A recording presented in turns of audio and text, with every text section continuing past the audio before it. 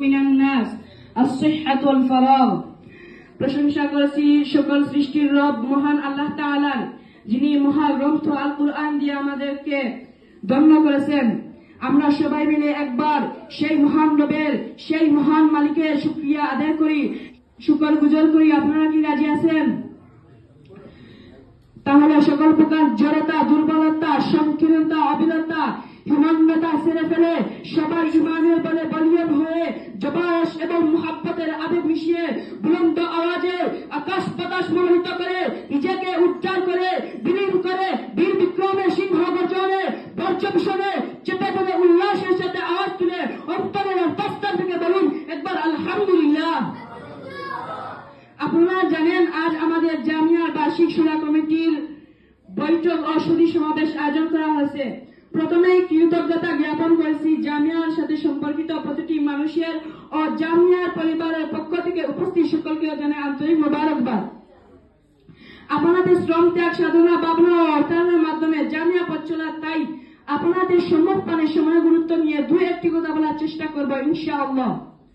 প্রিয় উপস্থিতি, সময় নদীর স্রোতের মতো প্রবাহমান বয়ে চলেছে প্রতিটি মুহূর্ত, কারোর জন্য সে থেমে থাকে না।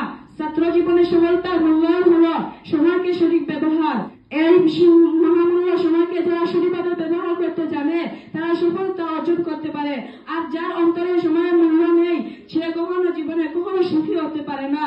তাই সময় থাকতে সময়কে সঠিক ব্যবহার করে সফলতা অর্জন করা হচ্ছে আমাদের জীবনের প্রধান লক্ষ্য হওয়া উচিত। এ নিয়ে আজকের বিশেষ সময়ের আলোচনা। ভাইয়ের আমার, এ দুনিয়া বুকে সৃষ্টি জীবের বসবাস একটি নির্দিষ্ট সময় পর্যন্ত।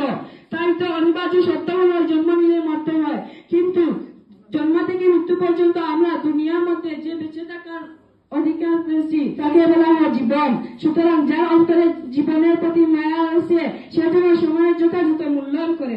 তাই বলা হয় সময় স্বর্ণের মতো দামি, কিন্তু মুমিন বান্দা বান্দির কাছে সময় স্বর্ণের এবং দুনিয়ার যে কোনো সম্পদের চেয়ে দামি।